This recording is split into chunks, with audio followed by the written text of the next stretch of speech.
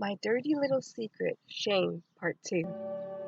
Each episode lasts around 3 or 4 months, so all those months I would hear voices and hallucinate. The other months I would try to get my life back in order, and that took time, only to repeat the cycle for about 7 years, until finally finding the right medication. There are always side effects when taking psychotic medication. For me, I got muscle spasms in the core of my stomach, and this was horrific. I would gag for hours, and I would have trouble breathing. I also got lightheaded and my vision was blurry. There was no way to calm me down. The label on the medication bottle says do not overheat, which means I must stay cool. It's impossible in the summer. I desperately want to be off the meds so I can get back to a regular life. I want to work again. But how can I when I'm constantly having muscle spasms? At this point, I cannot even hold a job because I do not know when I will have another episode. And the endless chatter in my head is a nuisance. I felt like screaming, and again I did scream.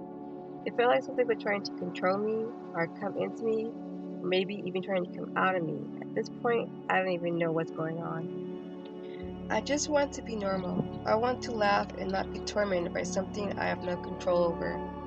I don't want to have panic attacks and muscle spasms in my stomach. I think body weight plays a part in how the medication will affect someone, because I've noticed when I was heavier, the muscle spasms are mild. Then, when I was thinner, the condition becomes worse. It is bad. There's a tightening in my chest, and I'm gagging as if I must throw up. There's no throw up. My nerves go haywire. I try drinking warm tea. I try throwing water on my face. Anything to cool off. Lying in pain in front of the fan until I fall asleep is all I could do. But the pain is unbearable, and crying just makes it worse. My mom lights candles, she puts on soft music, anything to relax her child who she cannot stand to see in pain. I have a new side effect called tardive dyskinesia, which is involuntary movements in the face. But for me, it's in the eyes. This side effect could be permanent. I pray not. My eyes shift up and I cannot cry.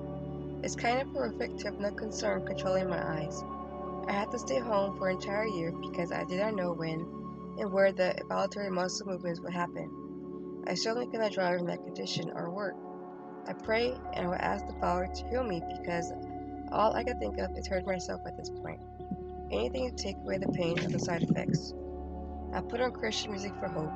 I try to focus on something besides the pain. As I lay in bed, making gagging noises, I realize I'm scaring the kids. They want to know what is wrong with their auntie.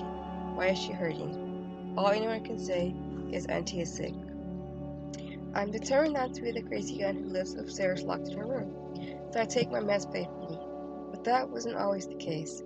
The side effects were too much for me to bear. So during those 7 years, I would take my meds some days, and some days I would not. I guess there was a part of me that did not believe I was sick. After changing my meds for the fourth time, my doctor finally found the right medication that did not have any side effects. I could not believe it. I was now able to live a stable life, and I couldn't have been any happier. I have been stable now for 14 years. I did have a mini relapse 3 years ago, but it was only for a night.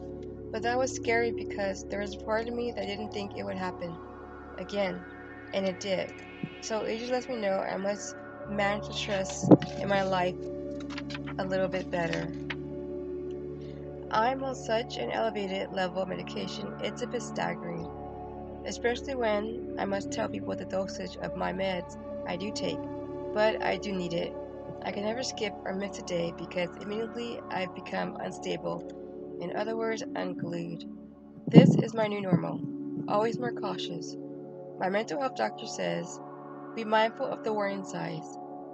Do not take for granted that you're stable, because even if it feels like all is well, it's not a matter of if it happens again, but when.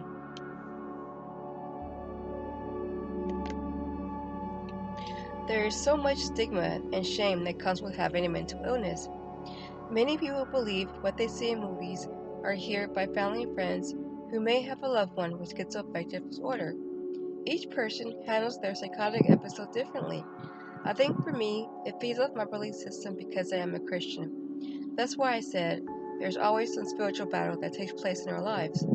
Believe it or not, Even if you do not believe in God, with schizoaffective disorder, you might just get connected to a higher power. Well, in my case, there was always some sacrifice needed to happen. That's when the delusions came into play. I still marvel at how much my mind was able to make believable, and how much of that I believed. It never gets easier. That's why I said, schizoaffective disorder is a hard illness to have, to go through, and to witness.